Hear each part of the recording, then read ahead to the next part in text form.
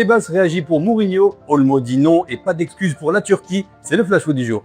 Avant ça, au Real, Enrique Riquelme promet de revenir à la charge. Battu par Florentino Pérez lors du scrutin, il ne s'assiera pas sur le fauteuil de président du Real. Pas dans l'immédiat en tout cas, car la détermination de l'homme d'affaires demeure intacte. Félicitations à Florentino pour la victoire, mais ce n'est pas fini, a lancé le fondateur du groupe Cox Energy, annonçant sa ferme intention de retenter sa chance lors des prochaines échéances. Affaire Omar Abdulkadir Artam, la Somalie crie au scandale. L'ambiance était électrique à l'aéroport de Miami. Retenu par la FIFA pour officier durant la Coupe du Monde 2026, l'arbitre somalien avait pourtant obtenu son visa américain in extremis au début du mois de juin grâce à l'intervention de l'ambassade de Somalie qui lui avait fourni un passeport diplomatique. Pourtant, dès son débarquement à l'aéroport international de Miami, les services douaniers américains lui ont bloqué l'accès au territoire, l'obligeant à reprendre immédiatement un vol retour. Aden Abshir, conseiller principal du ministère des Sports et ex-capitaine de la sélection nationale, a fait part de sa profonde indignation. Refuser son entrée aux États-Unis et l'empêcher d'arbitrer les matchs prévus ne lui nuit pas seulement personnellement, mais pénalise également l'engagement du football envers l'équité, le mérite et l'esprit du fair play, a-t-il fustigé. Une affaire d'État qui fait couler beaucoup d'encre. En équipe de France, Michael Olise avance à pas de géant, déjà à la hauteur de Dembélé. Auteur du tout premier triplé de son parcours international, il confirme sa montée en puissance et devient le premier joueur à inscrire 7 buts au cours de ses 17 premières sélections en équipe de France depuis Youri Djurkaeff en juin 1996. Grâce à ce coup du chapeau, il porte son total à 7 réalisations et égale déjà Ousmane Dembélé.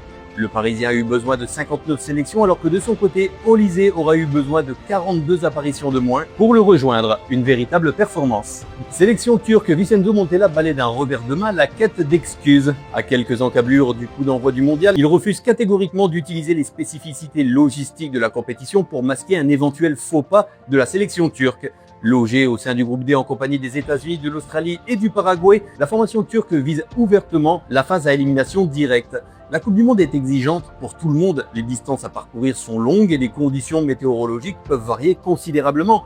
Ceux qui s'adapteront le plus vite auront un avantage. Il n'y a aucune raison de chercher des excuses, c'est l'équipe nationale. Vous devez donner le meilleur de vous-même, a-t-il prévenu. Au FC Barcelone, Dani Olmo aurait dit non à ses courtisans. Il ne s'imagine absolument pas quitter le club. Le quotidien Marca révèle que le PSG, Manchester City et Arsenal se sont penchés sur le profil du joueur. Le champion d'Europe espagnol aurait toutefois décliné l'intégralité des propositions de ses courtisans.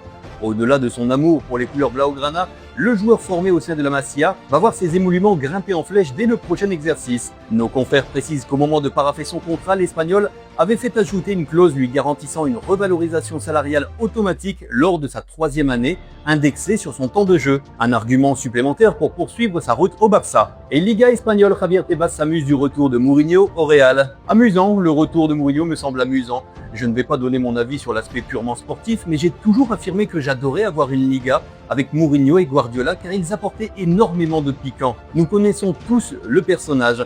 Il a cependant affirmé que le Real ne doit pas gaspiller son argent. Espérons que si le Real concrétise cet investissement de 150 millions d'euros, il ne se trompera pas et qu'une immense star nous rejoindra, a conclu Tebas, tout en confirmant que le championnat reprendra ses droits le week-end du 15 août, exception faite des formations dont les joueurs auront disputé les demi-finales ou la finale de la Coupe du Monde. Et avant de terminer, une petite annonce, si vous suivez Flash Foot et que vous êtes journaliste en Afrique, pour un média, je vous invite à me contacter en message privé pour éventuellement parler d'une collaboration ou bien d'un travail d'équipe. Et si vous n'êtes pas journaliste et que vous en connaissez, n'hésitez pas à partager Flash Foot. Merci d'avoir suivi votre Flash Foot et je vous retrouve demain pour d'autres nouvelles.